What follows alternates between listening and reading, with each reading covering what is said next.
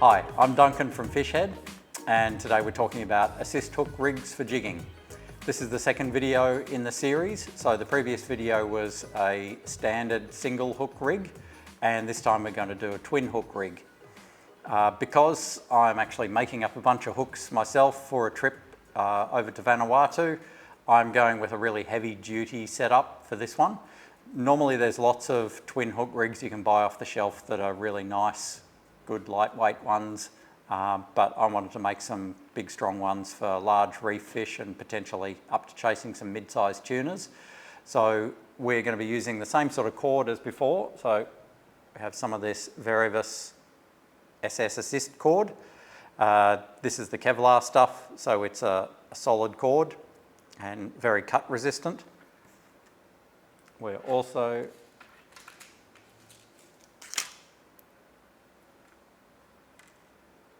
going to be tying with these CB1 hooks. Those guys. You'll notice that these hooks have no eyelet, just a flattened end on them. So you see them often on quite small hooks, but not as common on larger hooks like this. They're really good to tie with when you're doing any kind of assist, but especially the twin assists. No need to be afraid of them because they don't have an eyelet. It's quite simple making a knot against the shank there that just basically wedges on there. So we'll use those and I'll show you how it's done. To finish it off, we'll have a solid ring. This time we're going to use the Decoy GP rings. They've got that nice teardrop shape. It gives you like a small area to hitch the rig on with, and then a larger area for everything to swing off the split ring.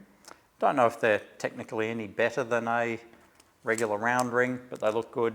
They're very, very strong, so we'll go with those. Okay, so we have our cord and the two hooks. We're going to tie a hook at either end, then put our solid ring in the middle. That will be there. So it can take a little bit of time to get a rough estimate of how long your cord needs to be depending on the size of the hooks, but once I do one, I take a rough measurement and then come back to it so I can do it multiple times. So to begin with, we lay line like that, so we make a nice big loop on the back of the hook.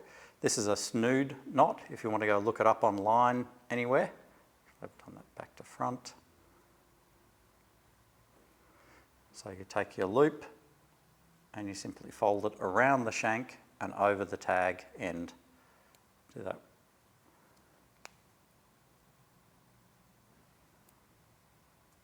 Twice.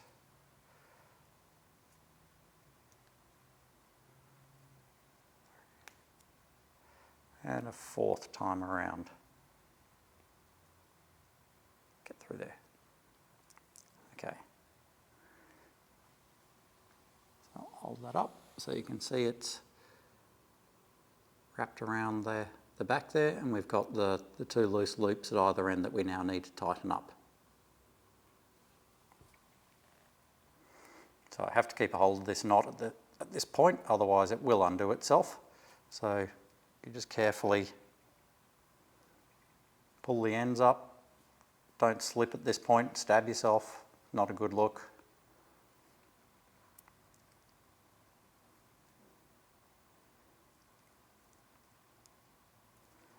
Okay, once the knot has kind of pulled into itself, it's not going to let go at this moment, so now we can get the ends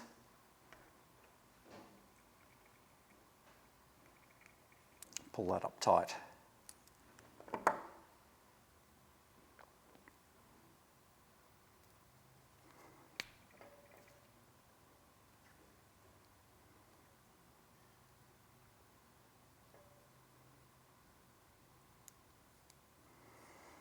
Okay, so that is pulled up really tight around there, locked in against the flattened end, so it is going nowhere.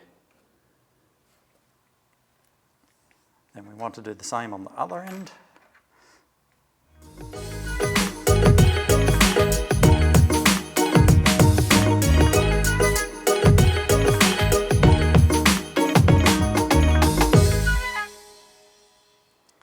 Okay, so we have loop end with 2 hooks on it.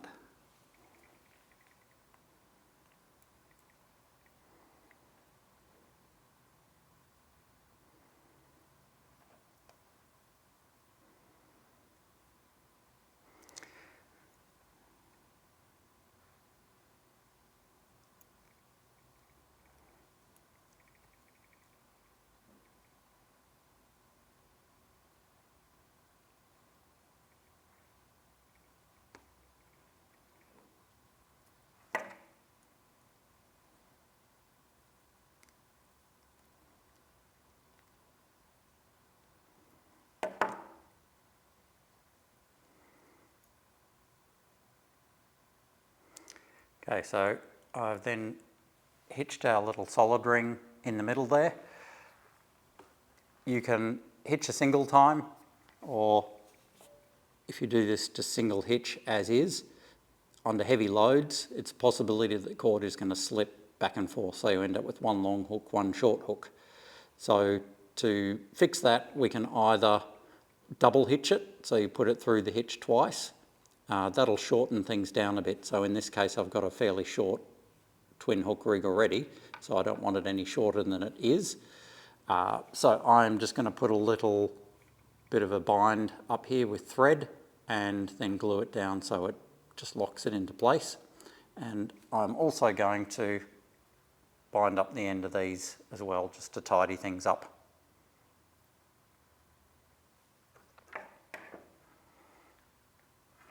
We'll move pretty fast through this section of the video. If you want to see how the binding works, just go and check out the first video in the series.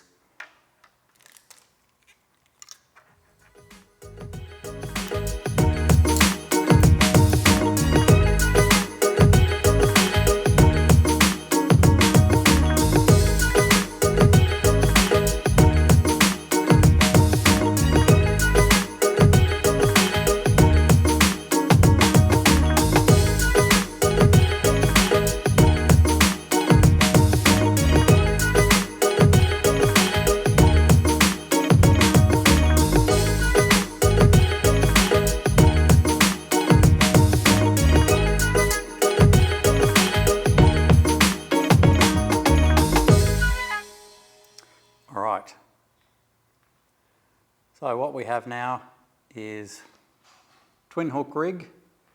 We've whip finished off the edges there. I'm going to coat that in some UV glue in a second. You could put heat shrink tubing over that if you wanted to. Got some heat shrink kicking around here, stuff like that. Decoy heat shrink is very good.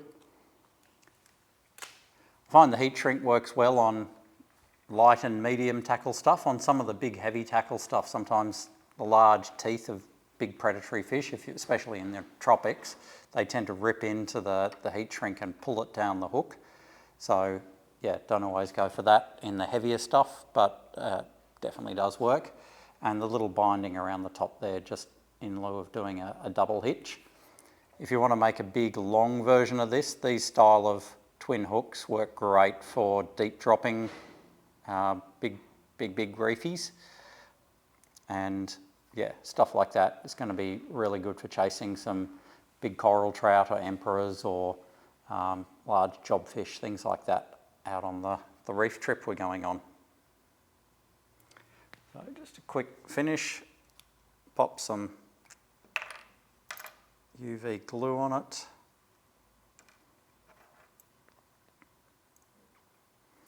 So we've got the solar res on this one, which is just this is the thin formula, so it's kind of like, a bit like epoxy, but just a little bit thinner and faster running than that, penetrates quite nicely.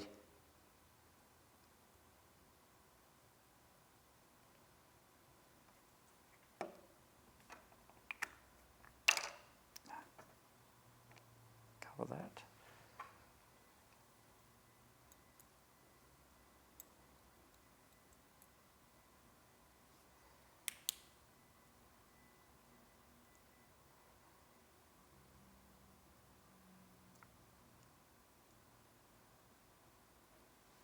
Quick blast of the UV torch just to set the glue in place. That's good.